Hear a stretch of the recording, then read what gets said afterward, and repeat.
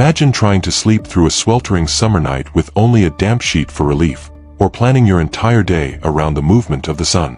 For generations, this wasn't imagination, it was simply life.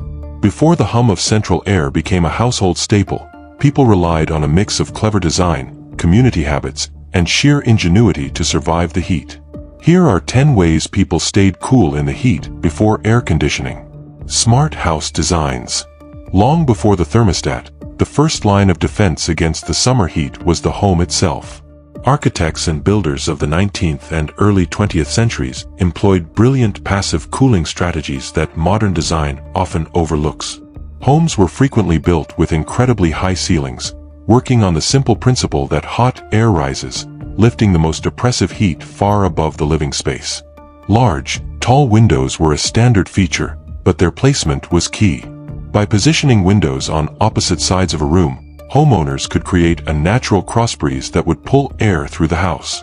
Many homes also featured transom windows, small, hinged windows above doors, that could be opened to allow hot air to escape rooms even when the doors were closed for privacy, promoting constant air circulation throughout the house. This thoughtful, climate-aware construction meant that the house itself was an active participant in keeping its residents cool. The front porch. Today, a front porch is often a decorative element, but before air conditioning, it was the most important room in the house during the summer. These large, covered spaces provided a crucial shaded area where families could escape the stuffy, heat-soaked interiors. The porch was a center of social life. On hot evenings, it was where you'd find neighbors gathered in rocking chairs, sharing stories, sipping iced tea, and catching up on the day's gossip while enjoying the evening breeze. It was a place for children to play, for adults to read the newspaper, and for the whole family to eat meals. The decline of the front porch as a social hub is directly linked to the rise of air conditioning and television, which pulled American families from their front steps back into the climate-controlled privacy of their living rooms. The sleeping porch. In the quest for a cool night's rest, some families took the concept of the porch one step further with the sleeping porch. These were typically screened-in porches or balconies, often on the second floor, designed specifically for sleeping during the hot, humid months.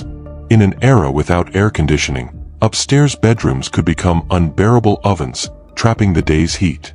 Families would drag mattresses and pillows out to the sleeping porch, where they could be cooled by the night air without being eaten alive by mosquitoes. It was a common practice from the late 1800s through the 1940s, seen as not only comfortable but also healthy, as it promoted fresh air circulation, which was believed to ward off illnesses like tuberculosis. Falling asleep to the sound of crickets and a gentle breeze was a quintessential part of summer for many. Electric fans. For those with electricity, the electric fan was a revolutionary piece of technology. First introduced in the 1880s, fans became more common in homes by the 1920s and 30s. But simply moving hot air around wasn't always enough. People developed clever hacks to enhance their cooling power. A popular method was to place a large block of ice or a bowl of ice water directly in front of a fan. As the fan blew across the ice, it would circulate chilled, misty air throughout the room, creating a primitive form of air conditioning. Another technique involved hanging damp sheets in front of open windows or fans, using the principle of evaporative cooling to lower the room's temperature as the water evaporated from the fabric. Ice boxes. Before the electric refrigerator became a household staple in the 1940s and 50s, families relied on an icebox to keep their food from spoiling. This meant a regular visit from the iceman, who would deliver large blocks of ice with a set of iron tongs, often hoisted over his shoulder on a leather pad.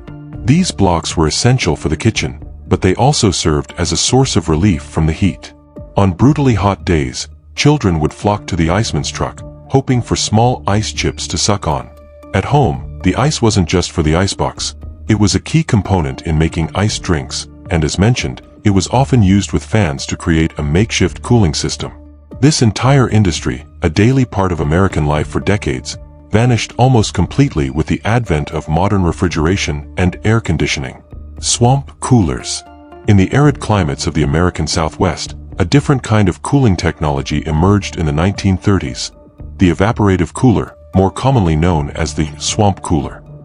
This device was a game-changer for regions where the air was hot but dry. A swamp cooler works by pulling hot, dry air through water-saturated pads. As the water evaporates, it dramatically cools the air, which is then blown into the house. While ineffective in humid climates, in places like Arizona and New Mexico, they were lifesavers, making desert living far more bearable. They represented an early, affordable form of mechanical cooling that predated the widespread adoption of refrigerant-based air conditioning in the region. Summer fashion. Summer fashion before air conditioning was dictated by practicality. The goal was to wear clothing that was as light and breathable as possible. Natural fabrics like cotton, linen, and seersucker were staples because they allowed air to circulate and didn't trap heat and moisture. Men often wore light-colored suits made of these materials, and at home, it wasn't uncommon for them to go shirtless or wear a thin cotton undershirt.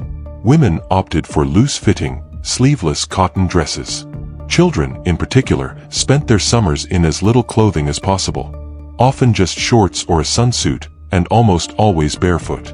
The idea of wearing heavy fabrics like polyester or tight-fitting clothes in the summer would have been unthinkable. Life moved at a different pace. Life moved at a different pace, one dictated by the sun. People instinctively adjusted their daily schedules to avoid strenuous activity during the hottest part of the day, typically between noon and 4 p.m. This was the time for a siesta or a quiet rest in the shadiest part of the house. Farmers and outdoor laborers would start their work at dawn, take a long break in the afternoon, and finish their tasks in the cooler evening hours. Housework that generated heat, such as baking, canning, or ironing, was done in the cool of the early morning. This deliberate pacing was a fundamental survival strategy, a way of life that conserved energy and avoided the dangers of heat exhaustion. The public sphere. While homes remained hot, the public sphere began to offer pockets of relief. In the 1920s and 30s, movie theaters and large department stores became some of the first public spaces to install refrigerated air. They heavily advertised this new luxury, and it worked. On a scorching summer afternoon, one of the most popular pastimes was going to the movies, not just for the film but for the blissful escape of sitting in a cold, dark theater for a few hours. Malls and department stores also became popular destinations for people looking to do some window shopping while enjoying the free air conditioning, a practice that drew in customers and transformed summer commerce. Community water play. For children, summer heat was an invitation for communal water play. It was a common and accepted sight to see entire neighborhoods of kids running through lawn sprinklers or, in the city, gathering around an open fire hydrant.